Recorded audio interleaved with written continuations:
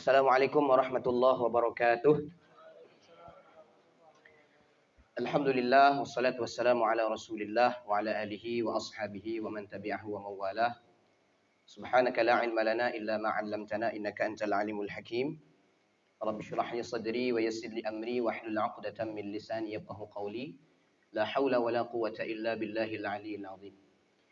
Yang saya hormati para tuan-tuan guru, para alim, para ulama, para asatizah, kemudian para orang-orang tua kami, saya mohon izin sedikit menyampaikan amanah daripada pimpinan pondok Darus Sa'adatain Al-Habib Raihan Al-Qudsi. Kemudian yang saya hormati bapak-bapak, ibu-ibu. Kemudian yang saya hormati para pemerintah desa, para kadus dan para ketua RT. Kemudian yang saya hormati para santri dan santriwati yang insyaallah dimuliakan oleh Allah Subhanahu wa taala. Alhamdulillah pada malam hari ini kita masih dalam keadaan sehat walafiat, dapat bersama-sama. Mudah-mudahan niat baik kita pada malam hari ini diberikan ganjaran pahala di sisi Allah Subhanahu wa taala. Kemudian kita kirimkan salawat kepada baginda Rasulullah sallallahu alaihi wasallam. Allahumma shalli ala sayyidina Muhammad wa ala ali sayyidina Muhammad. Bapak Ibu yang saya hormati, malam ini sengaja kita ini kumpul sama-sama dalam rangka pelatihan penyelenggaraan pengurusan jenazah. Jadi, karena kita memang selama ini banyak usulan daripada jamaah, di pengajian saya juga begitu, banyak juga usulan dari jamaah bagaimana caranya untuk kita menyelenggarakan pengurusan jenazah. Dari mandikan, mengkafani, kemudian mensolatkan dan menguburkan. Cuman mungkin kita ini keterbatasan daripada dana, keterbatasan duit lah. Karena memang setiap acara tuh lagunya cuma sikok. Ya dana, ya dana. Itu lagu. Jadi alhamdulillah saya bersyukur malam hari ini dapat bisa dibantu oleh Habib Raihan, kemudian dibantu oleh pemerintah desa dan para jemaah sekalian. Alhamdulillah pada malam hari ini insyaallah kita akan melaksanakan bagaimana penyelenggaraan pengurusan jenazah. Yang pertama yang perlu kita ketahui adalah kewajiban orang yang hidup terhadap orang yang meninggal. Karena memang orang yang meninggal itu tak bisa dia mandikan dewe. Tak bisa mengkapannya dewe. Tapi ada tak orang yang bisa mandikan dewe? Ada. Ada. Siapa itu? Waliyun min awliyaillah, namanya Syekh Ahmad Al-Badawi. Itu wali, dia meninggal mandi dewe. Itu wali. Kalau kita rasanya kalau di dusun kalau ada macam itu, tak ada yang nak datang. Balik kalau. Nah itu seorang wali. Jadi saya ceritakan sejarahnya supaya kita tahu. Bapak Ibu yang saya hormati. Jadi ada kewajiban kita orang yang hidup terhadap orang yang meninggal. Yang pertama kewajiban kita adalah memandikannya. Yang kedua kewajiban kita setelah memandikan itu adalah mengkafaninya. Yang ketiga setelah dikafani kemudian jenazah itu disolatkan. Yang keempat, setelah disolatkan, barulah jenazah itu diantar ke kuburan. Begitulah aturan bagaimana caranya kita memuliakan, menghargai, menghormati orang yang meninggal. Menghormati orang yang meninggal macam itu nih. Apalagi kita, sesama kita yang masih hidup, lebih dari itu penghormatan dan memuliakan orang yang masih hidup. Bapak Ibu yang saya hormati, kita nih di mana untuk praktek mandikannya? Oh gitu ya situ ya. Nah, jadi kita nih mungkin pindah lagi posisi kayaknya nih. Ya. Jadi kalau untuk memandikan karena di siko mungkin tidak pas tempatnya untuk memandikan. Tadi aturannya kita di sana karena udah muat di sana, kita pindah di siko. Jadi untuk praktek memandikan kita mungkin di depan pintu itu. Jadi bapak-bapak nanti kita ngadap lagi ke sana untuk Bagaimana caranya praktek kita memandikan. Jadi itu semuanya fotokopian itu sudah dikasih, ya sudah dibagi semuanya. Itu mungkin kalau seandainya malam ini mungkin ada yang belum paham bisa dibaca di situ. Dan juga saya juga buat videonya ini. Ini tujuannya ya. Tujuan video ini kalau nanti Bapak Ibu belum bisa memahami, nanti saya buat linknya, masukkan ke YouTube. Nah nanti itu akan saya kirim ke share ke Bapak Ibu sekalian supaya bisa nengok. Nah, itu bagi yang punya HP Android. Kalau HP cepet tak bisa nengok. HP Android bisa. Itu pertama. Yang kedua, walaupun HP Android tapi harus ada kuota. Kalau tidak kuota juga tak bisa nengoknya. Karena ini di-upload di YouTube insyaallah. Ya, yang pertama yang perlu kita ketahui dalam memandikan jenazah. Yang pertama yang perlu dipersiapkan itu adalah bahan-bahan dan alat-alatnya. Apa itu? Yang pertama embernya. Minimal embernya itu 4. Lebih boleh. Tapi kurang tidak boleh. Karena masing-masing itu airnya beda. Pertama, ember yang pertama ada gayungnya dewe. Kalau bahasa kita ke timuk. Air yang pertama itu isinya air sabun. Sabunnya sudah ada. Nanti kita praktekkan macam mana cara membuat air sabunnya. Supaya air sabun itu kita buat tidak jadi musta'mal. Karena memang beberapa air itu dalam mazhab Syafi'i ada 4. Ada air mutlak, ada air musyammas, ada air musta'mal, ada air mutanajjis. Yang boleh dipakai itu cuma 1, air mutlak.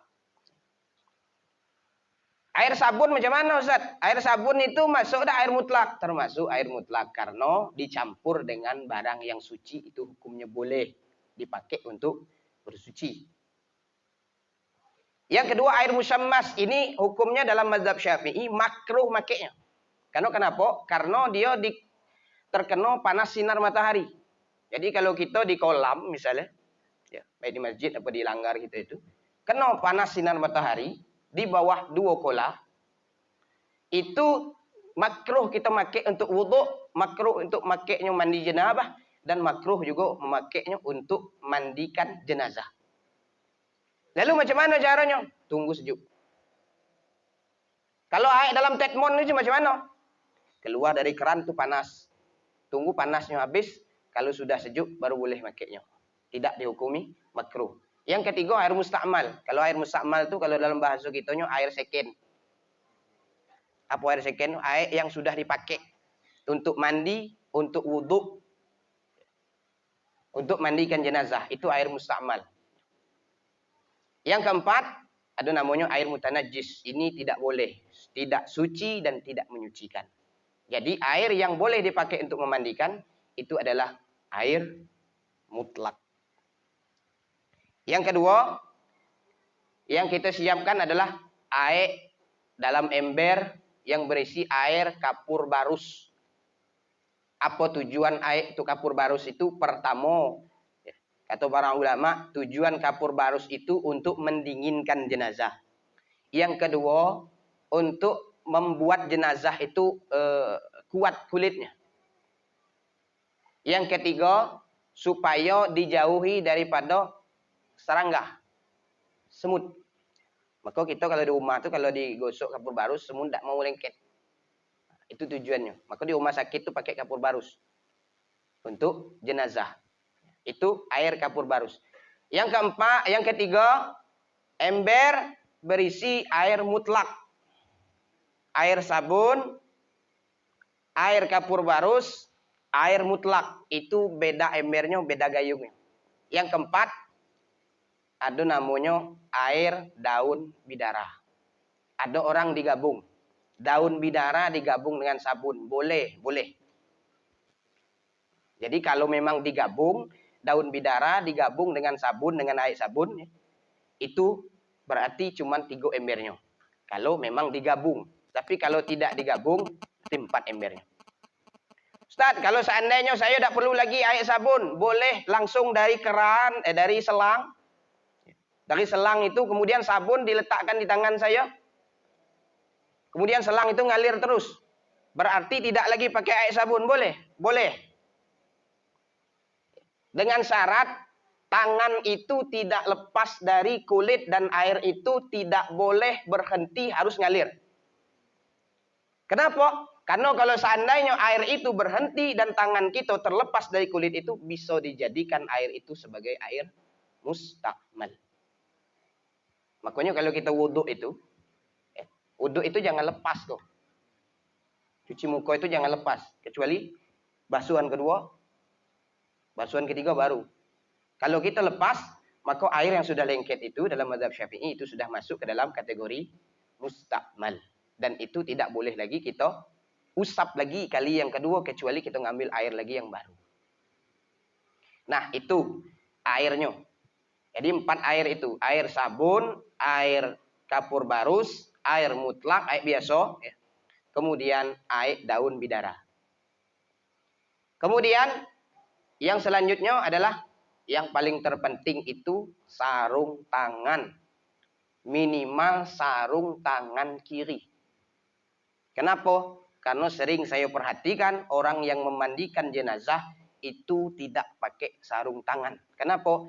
Karena aurat tidak boleh disentuh dari kulit ke kulit, harus dengan lapis. Karena aurat jenazah tidak boleh dipegang langsung, harus dengan lapis, minimal dengan kain kafan itu.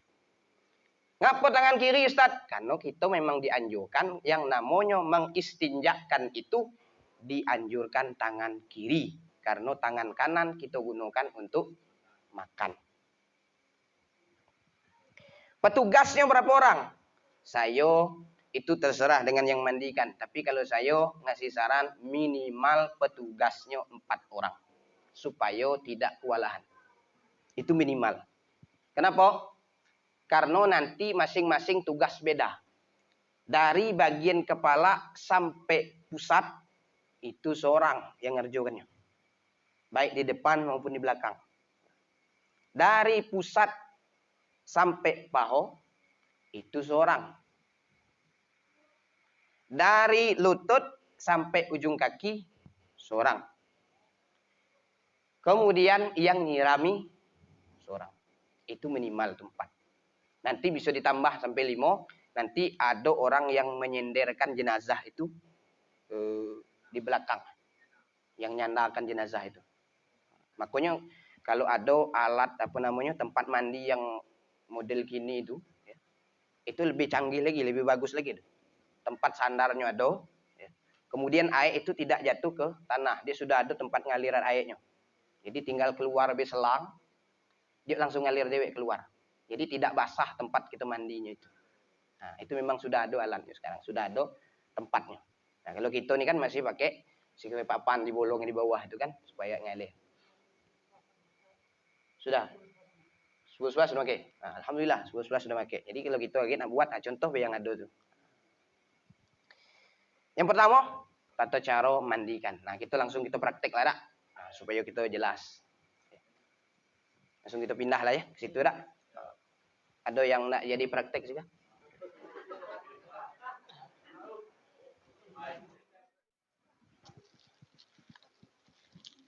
Ini kau gunting. Kau apa tadi ya? Kau apa sih?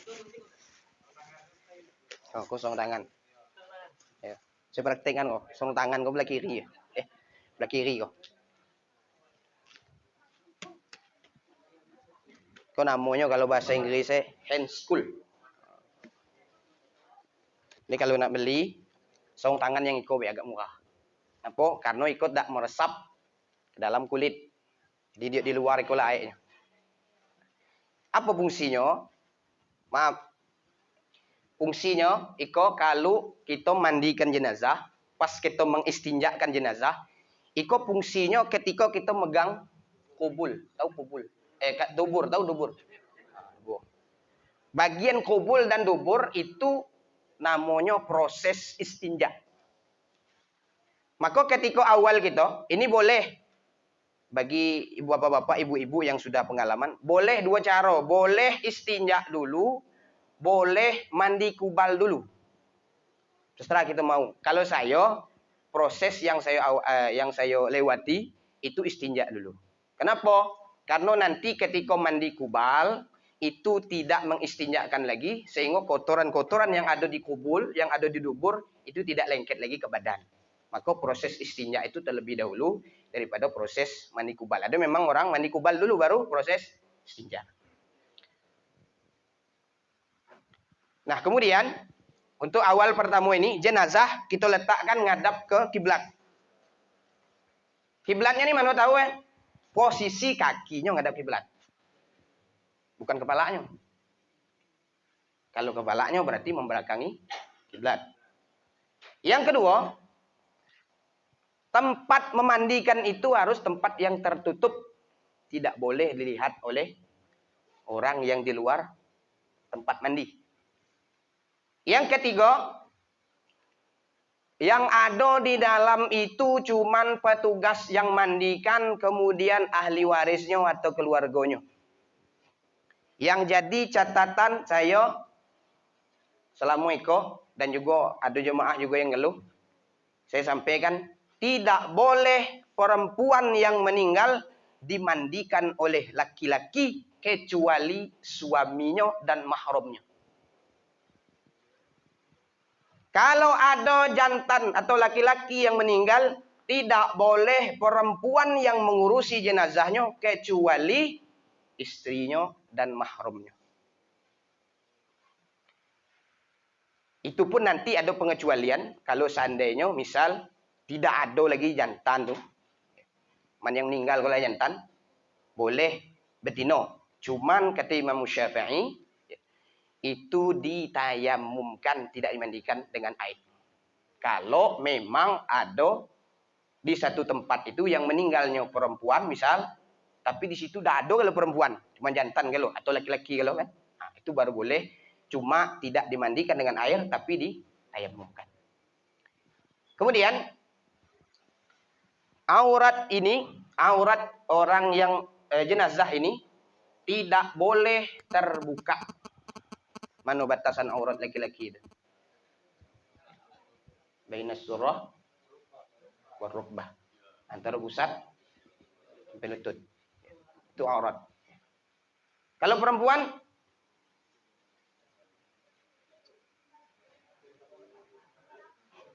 seluruh tubuh kok bagi orang yang hidup ya. Kalau bagi orang yang meninggal tetap bainas surah wa rukbah ditutup lah.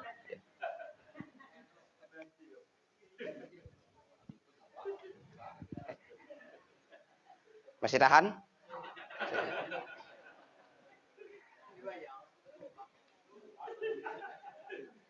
Kemudian ada 4 orang yang tidak wajib dan tidak perlu dimandikan.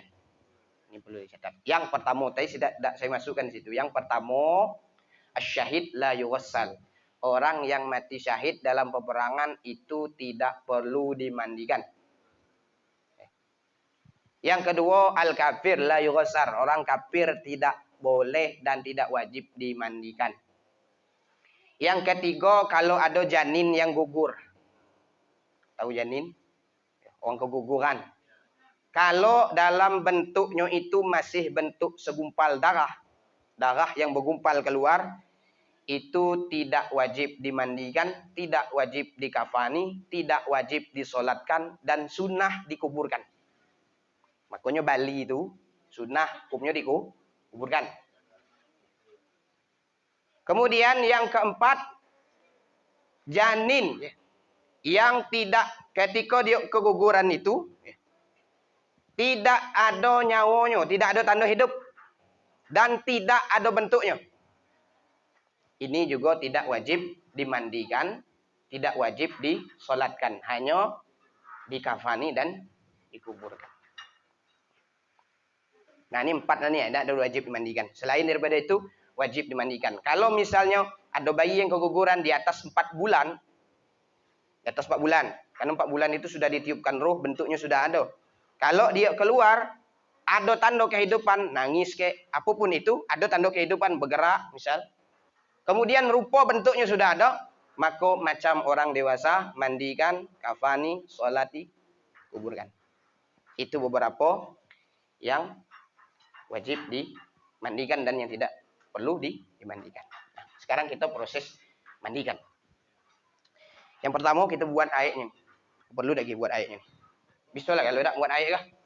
Bisa lah tak? Ini sabunnya ditaruh di situ. Sabun. Tak apa-apa dicelup. Dicelup tak apa-apa. Apakah jadi mustakmal? Tak. Kenapa tidak jadi mustakmal? Karena kita tidak berniat untuk menyucikan tangan kita. Tapi niat kita adalah untuk membuat air sabun. Kecuali kita masukkan air tangan kanan, kemudian kita keluarkan, mencuci tangan kiri kita karena ada yang kotor, kemudian mercik, itu baru masuk ke dalam kategori mustakmal. Kemudian daun bidara, dihancurkan daunnya itu. Kemudian baru dimasukkan. Kemudian air mutlak. Air mutlak boleh 1 ember, boleh beberapa ember, atau boleh dari selang langsung.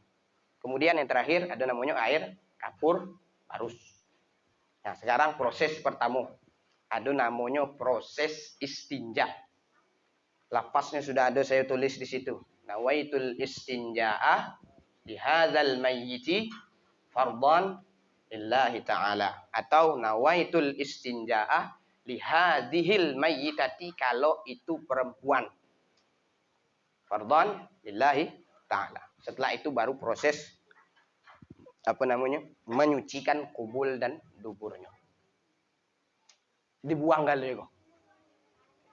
Yang ada di, mohon maaf kalau bagi yang laki-laki yang di bawahnya itu semuanya wajib dicuci. Di selangkangannya semuanya wajib dicuci. Kemudian yang bagian duburnya semuanya wajib dicuci. Itu namanya proses istinja. Setelah proses istinja itu selesai, nanti ada namanya terakhir sebelum kita mandi kubal, ada proses diurut. Boleh? Sika. Duduk sika, disandarkan sika. Naik sika, naik atas kau. Naik benar lah. Bersimpu. Enggak. Bersimpu enggak?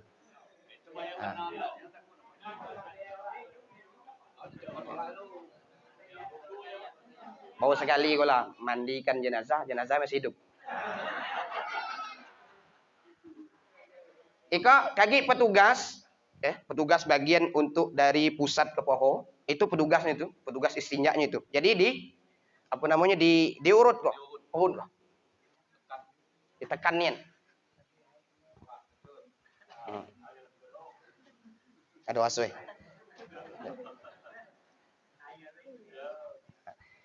Itu untuk apa? Untuk membuang sisa-sisa kotoran yang ada di duburnya itu. Yang ada di kubul dan ada di dubur. Itu proses istinjanya itu. Jadi semuanya harus bersih. Kemudian setelah itu proses terakhir baru mohon maaf, pakai jari tengah itu biasanya. Dicolok. Ya. Untuk apa? Memastikan kalau tidak ada lagi kotoran yang lengket di ujung duburnya itu. Itu memastikannya. Biasanya orang kalau tidak ada pakai sarung tangan, pakai kain kapan itulah ya. Ukuran tangan itu. Nah, itu proses istinja. Setelah itu selesai kita lakukan, maka selanjutnya kita doakan. Apa doanya? Allahumma tahhir qalbahu minan nifaqi wa hassin farjahu minal fawahish.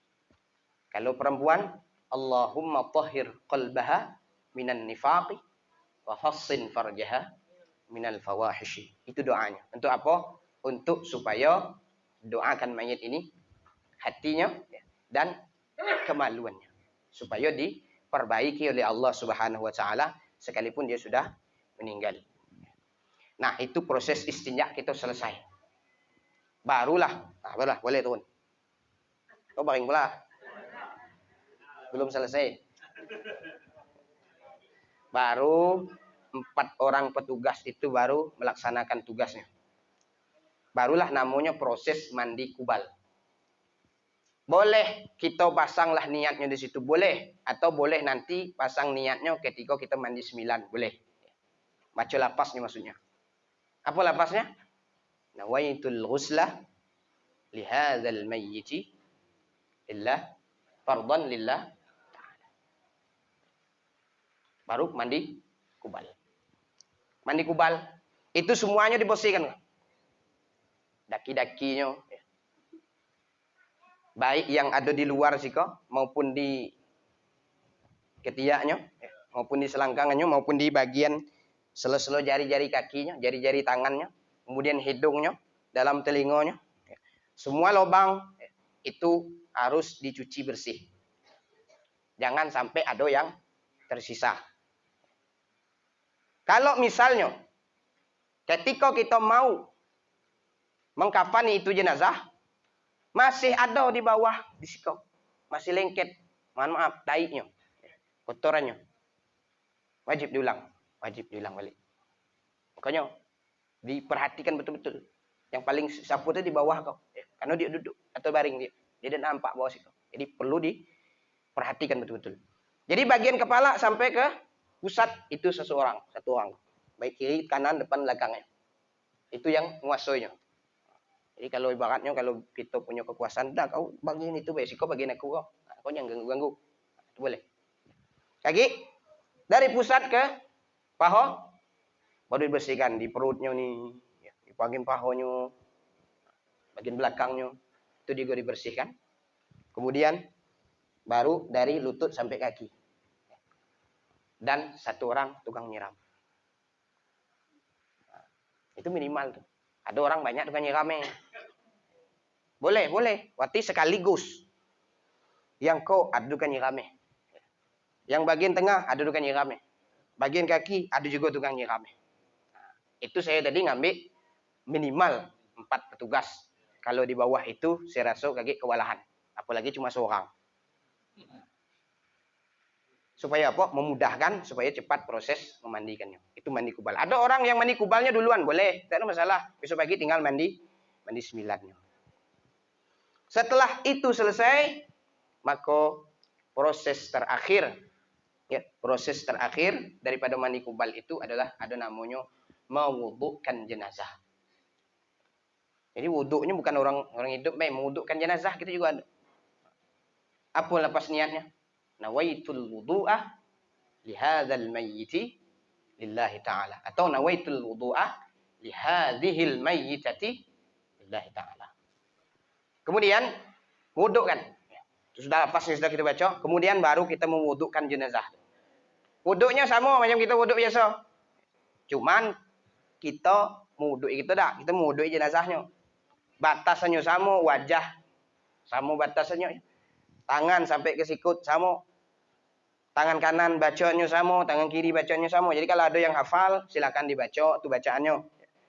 Kalau bagi wajah apa? Allahumma bayyid wajhi kalau kita untuk kita. Tapi kalau kita untuk jenazah, Allahumma bayyid wajhahu binurika yauma tabyaddu wujuh wa taswaddu wujuh. Hafal. Kalau tangan kanan, Allahumma a'tihi kitabahu biyaminihi. Kalau tangan kiri, Allahumma la tu'tihi kitabahu bishimalihi. Kepala, Allahumma harrim sya'rahu wa basyarahu 'alan nar. Kuping, Allahumma ja'alhu minal ladzina yastami'una al-qawla fayattabi'una ahsana. Kaki, Allahumma tsabbit qadamaihi 'ala as-sirati yauma tazillu fihi aqdamu fin-nar. Begitu juga dengan kaki kiri, itu juga bacanya. Ada yang juga menggunakan Allahumma inni a'udzubika an tazillah. Nah, itu bacaan kalau wudu. Jadi sama bacaannya. Rukunnya sama, wuduknya, wajahnya, tangan sampai ke sikut. Begitu juga tangan kanan, tangan kiri. Kemudian kepala, sebagian kepala, kemudian kuping. Dan kuping ini hukumnya sunnah ya.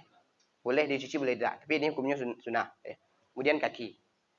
Setelah itu baru kita menghadapkan kiblat kita. Ada doanya. Asyhadu an la ilaha illallah wahdahu la syarika lahu wa asyhadu anna Muhammadan abduhu wa rasuluh. Allahumma ja'alni, apa Allahumma ja'alhu? Allahumma ja'alhu minat tawabin waj'alhu minal mutatahhirin waj'alhu min ibadikas salihin. Atau boleh saya nak ikut juga ya, nak ikut juga dalam doa. Allahumma ja'alni wa iyyahu. Boleh ditambah wa iyyahu ya. Allahumma ja'alni wa iyyahu minat tawabin waj'alni wa iyyahu minal mutatahhirin waj'alni wa iyyahu min ibadikas salihin. Sudah selesai proses mandi kubal mewudukannya. Dan proses terakhir dari mandi ini ada namanya mandi 9. Tahu mandi 9? Mandi 9 itu mandi dengan 9 siraman air.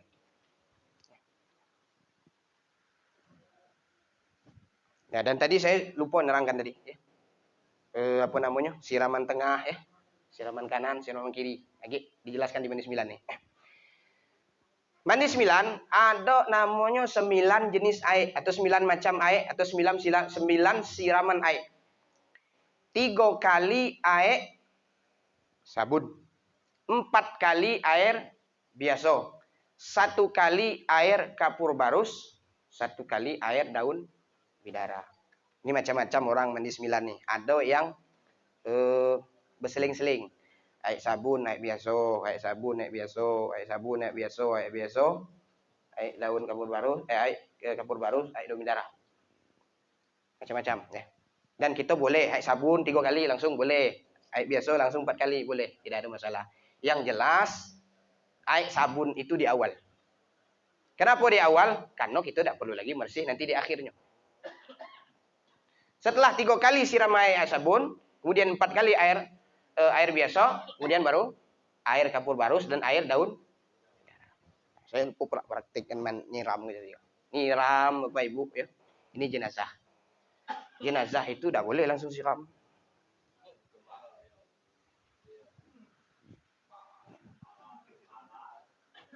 Atau pakai mentang-mentang mesin baru kan.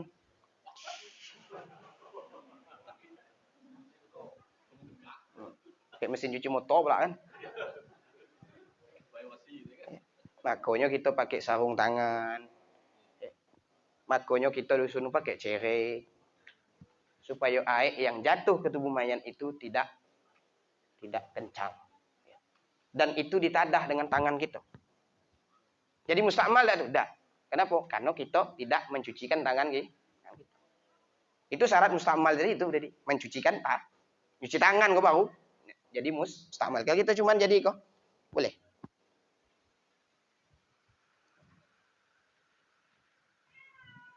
Ini nyiramnya ini.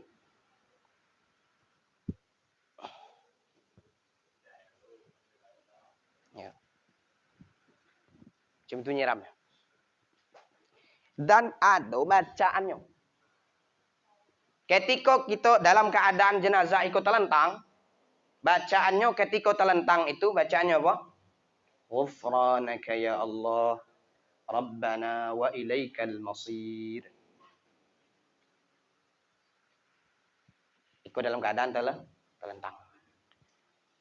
Ikut cuma nyiram tidak perlu dibersihkan lagi. Kenapa? Karena di mandi kubal sudah bersih.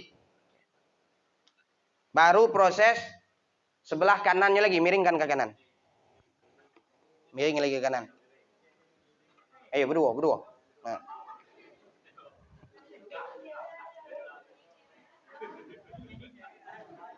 Jangan takkan ibala itu. Iko dalam keadaan miring ke kanan. Iko juga disirami. Ke kanan, ya. Kanan lu bawa ke kiri. Iko bacanya apa? Kalau nyiramnya Ghufranaka ya Rahman, Rabbana wa ilaikal masir. Ghufranaka ya Rahman, Rabbana wa ilaikal masir. Siram baru ke kiri. Ayo ke kiri. Nah.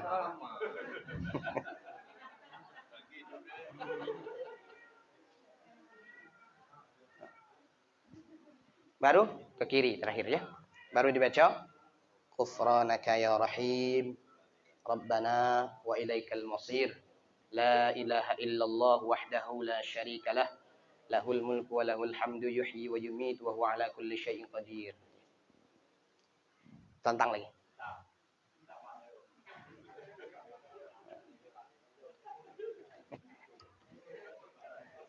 Sudah?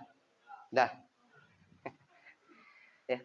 Jadi pertama air sabun, air sabun, air sabun. Tentang tadi. Kalau kita nak maginya ya. Baru ke kanan air biasa, air biasa, air biasa. Ke kiri air biasa, air kapur barus, air daun bidara. Dah selesai 9. Sudah selesai.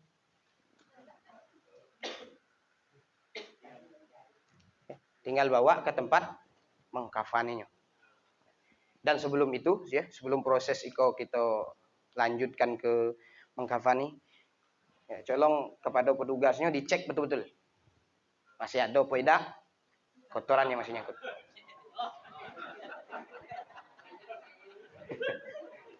Kalau kok masih banyak lagi kok. Masih banyak kotorannya. Ya, sudah kita anggap fosil ya, dah. Fosil. Sebelum kita lanjut ke mengkafani, ada pertanyaan.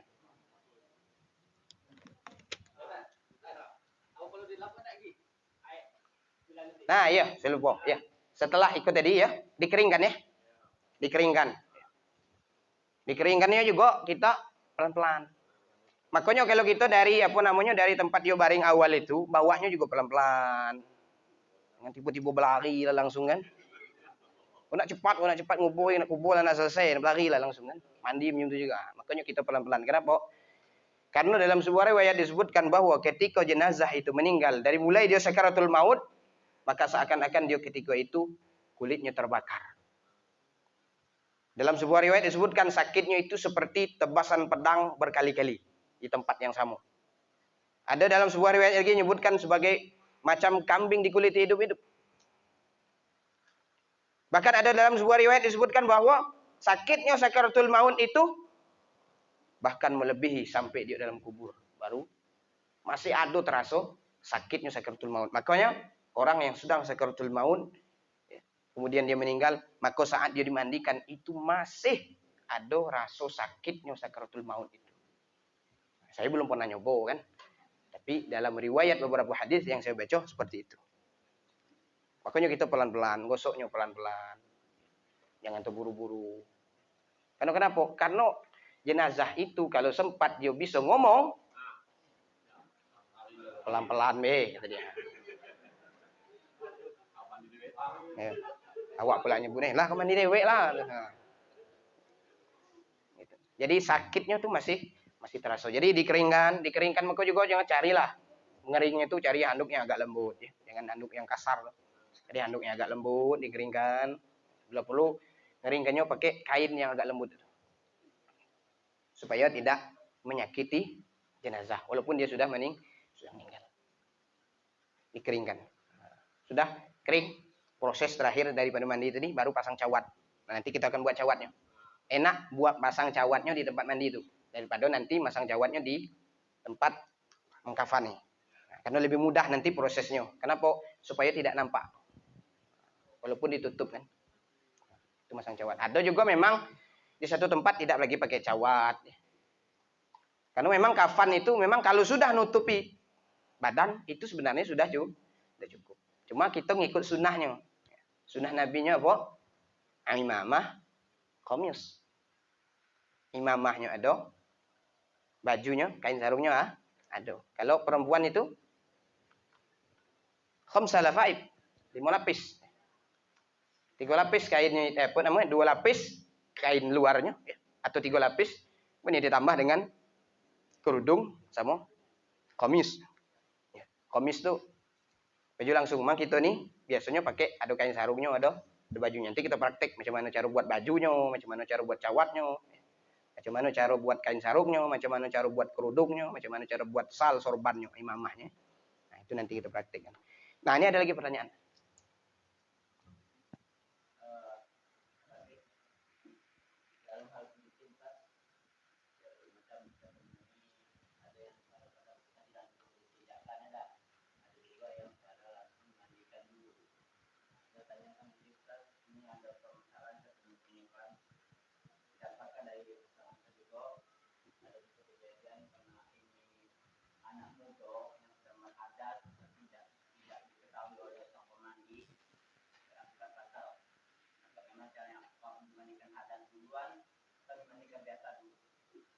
Tidak ada masalah, walaupun dia junub.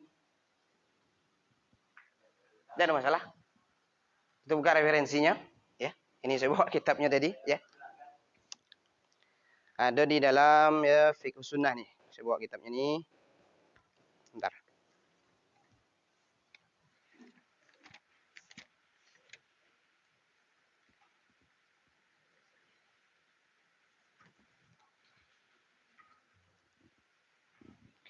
Al-wajib fi ghuslil mayyit ay yu'ammima badanuhu bil ma'i marratan wahidan walau kana junuban aw haidan. Wajib memandikan mayit itu minimal yu'ammimu badanuhu bil ma'. Menyiramkan air ke seluruh anggota tubuhnya marratan wahidan walaupun cuma sekali, walau kana junuban aw haidan, sekalipun dia junub atau haid. Jadi mandi itu langsunglah itu. Iya. Tidak ada batasan nak mandikan junub dia dulu kan. Dah, itu mandi itu sudah termasuk semuanya. Makanya orang nanti kalau ada orang yang ihram, itu ya. Nanti kita akan bahas kepada orang yang ihram ya. Nanti ada dalam referensinya ini, orang yang ihram.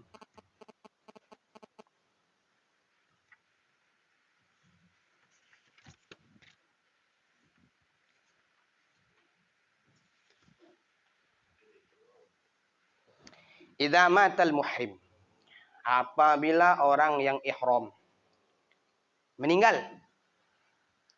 ghusila, dia dimandikan kama yughsalu ghairuhu, sebagaimana orang yang biasa mandi, mimman laisa muhriman, selain sebagaimana orang yang biasa yang tidak ada ihram, wa kuffina fi thiyabi ihramihi, dan dia dikafankan dengan pakaian ihramnya itulah.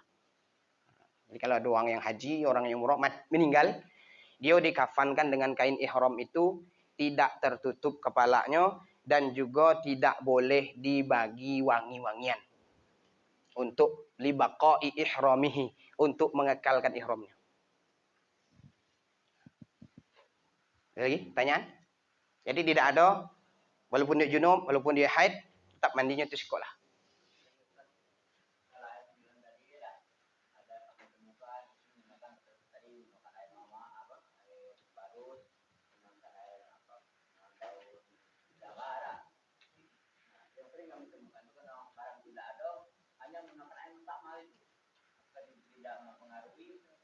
Air mustakmal tidak boleh.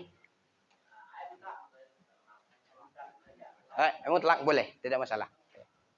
Apa tujuannya? Ngapu pakai daun bidara? Ngapu pakai kapur? Pakai kapur tadi sudah saya jelaskan. Tujuan kapur itu. Tujuan daun bidara itu adalah wangi, pewangian. Atau pakai air kembang, pakai air mawar. Itu untuk wangi-wangian. Karena dulu memang tidak ada parfum. Makanya pakai itu supaya jenazah itu wangi. Dan juga dengan kapur tadi jenazah itu jadi dingin dan dia kulitnya kuat, tidak dihinggapi oleh semut atau serangga. Nah, itu tujuannya. Jadi pakai air biasa pun tidak ada masalah. Cuman kita itu kebiasaan kita sih kok, maka macam mana kebiasaan kita sih kok? Nah, itulah kita lakukan. Makanya saya nyampaikan kok yang biasa kita lakukan di dusun lah. Nah, kalau kita ngambil yang lain berbeda lagi caranya. Baik cara nyiramnya, baik cara apa namanya, mano yang dulu, apa istinja dulu, apa mandi kubal dulu ya. Nah, dan tiap daerah itu macam-macam ya, masing-masing berbeda.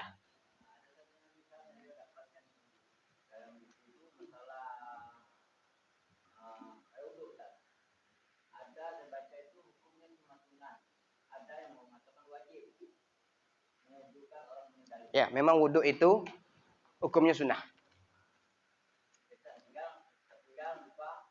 Tidak ada masalah. Karena memang hukumnya sunnah. Makanya nanti kalau kita, memang saya ini tidak cerita lintas mazhab sebenarnya. Kalau cerita lintas mazhab panjang ceritanya. Makanya nanti ada memang ulama yang berpendapat orang yang hidup ini, kalau dia mandi junub itu sudah cukup, tidak perlu lagi wudhu. Ada ulamanya ngomong itu. Ada ulamanya yang bercakap gitu. Makanya wudhu ini dalam bagi jenazah itu hukumnya sunnah. Ada lagi pertanyaan?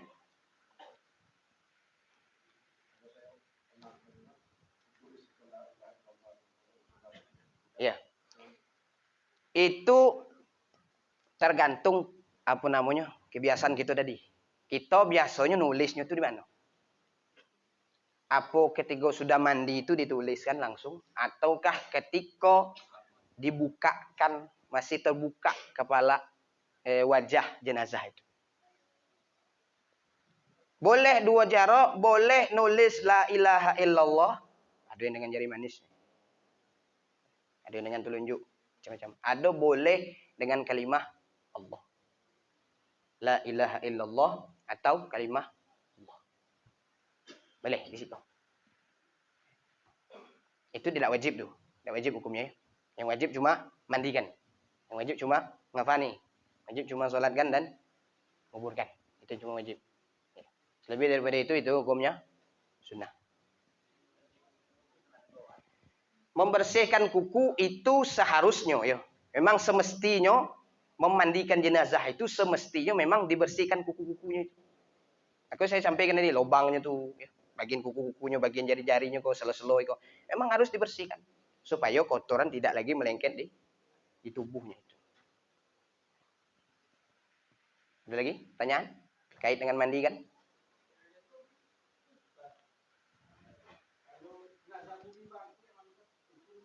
Macam mana? Di pangku. Boleh? Boleh. Boleh. Boleh. Gak ada masalah, ya. Itu teknis namanya. Kalau teknis itu serah gitu, itu namanya teknis. Itu nak teknis macam mana? Nak di pangku, nak dibuat macam iko, nak setinggi iko. Boleh. Itu teknis. Jadi kalau teknis tidak ada masalah. Ada lagi?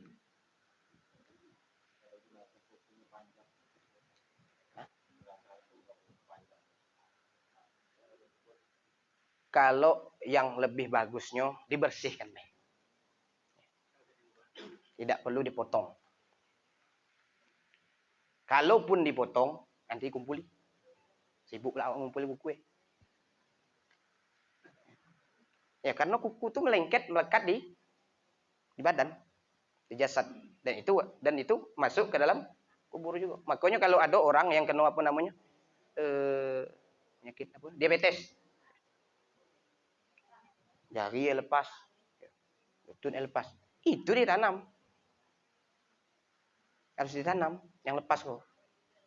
Baik nanamnya dulu atau nanamnya kalau memang bisa, tapi mungkin saya rasa tidak bisa serempak dengan jenazah itu meninggal pula, kapan meninggal kan, tanam ketika lepas tanam. Makanya kalau kita nengok beberapa sejarah pahlawan-pahlawan kita dulu, ada yang di desa Eko cuma kelingking ditanam. Desa Eko badannya ditanam, kakinya ditanam, tangannya ditanam. Jadi memang harus semuanya ditanam, karena yang melekat pada badan itu harus ditanam. Jangan dipotong lagi. Ya, susah pula kita ngumpul kan. Jadi bersihkan kuku-kukunya. Ada lagi?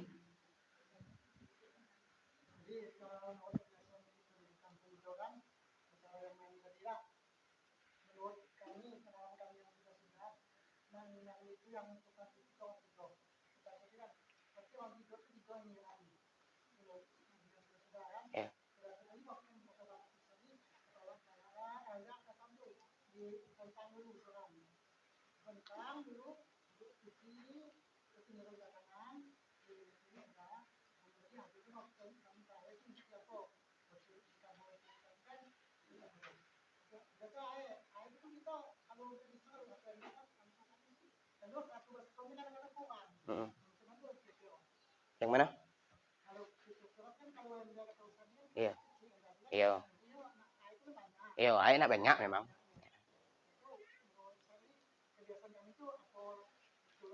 Betul lah, tidak ada masalah. Yang penting 3 orang itu memang ditugaskan untuk itu tadi dan tidak ada repot. Maka saya kasih minimal tadi 4 kan. Artinya kalau memang di bawah 4 itu tidak buat repot, boleh silakan, tidak ada masalah. Seorang pun tidak ada masalah. Nah, kalau memang tidak ada repot. Saya repot pula ada. Nak nyari air sabun pula, daun bidara, mutlaknya lagi kan. Repot. Nah, makanya tadi saya kasih minimal petugasnya 4 orang. Kalaupun memang ada di bawah 4 itu dan dia menyanggupi, tidak ada masalah. Kalau pengalaman-pengalaman saya sebelumnya memang tukang masuk air itu memang adanya lah orang ya. 4 orang, kadang 5 orang ya. Kadang tukang magi sabun kok lain lagi orangnya. Ya. Ada kadang 15 orang. Tukang magi sabun 4. Tukang masuk air kok dalam cerek ini 4. Tukang mesih 4. Nang dua kok tukang air. Air sana air siko. Kalau di tempat keramik. Nah, macam-macam. Jadi kita teknisnya itu tadi ya terserah kita. Macam mana? Nak 3 orang, nak 4 orang, nak 5 orang, yang penting tidak repot. Yang penting jenazah dimandikan dan bersih. Ada lagi?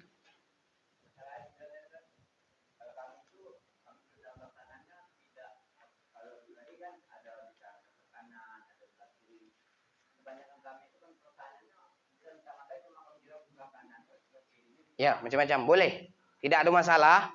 Kenapa saya praktekkan ke kanan? Supaya air itu dapat masuk ke siku. Ke belakang. Nyampe ke belakang. Kalau ditentang menyongkok, bisa jadi air itu tidak sampai ke siku. Ya. Itu tujuannya di ke kanan, di kiri kan.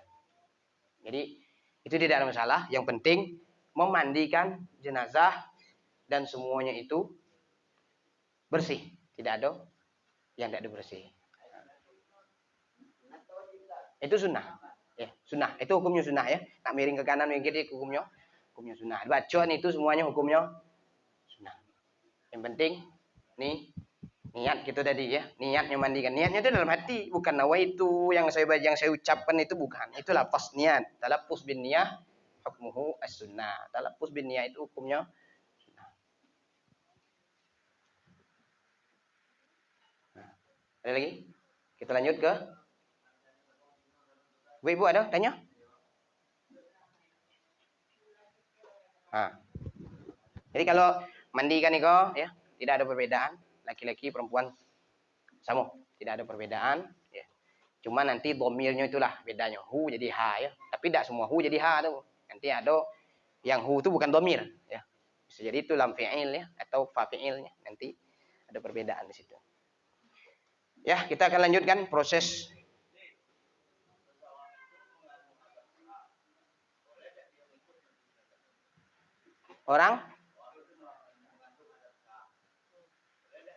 Orang yang junub tidak ada masalah untuk memandikan jenazah, tapi hukumnya sunnah mandi.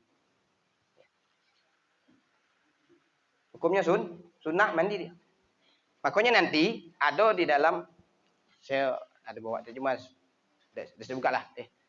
Ada beberapa mandi yang disunnahkan. Salah satunya daripada mandi yang disunnahkan itu adalah mandi bagi orang yang memandikan jenazah. Itu nanti ada hukumnya sunnah. Tidak ada masalah. Orang nak junub tidak ada masalah. Atau orang yang hadas besar tidak ada masalah. Karena itu tidak dibebani hukumnya. Ada lagi pertanyaan? Ya, kita lanjut. Lanjut kepada mengkafani jenazah. Nah, kau boleh lah diangkut. Nah, lu nak lah.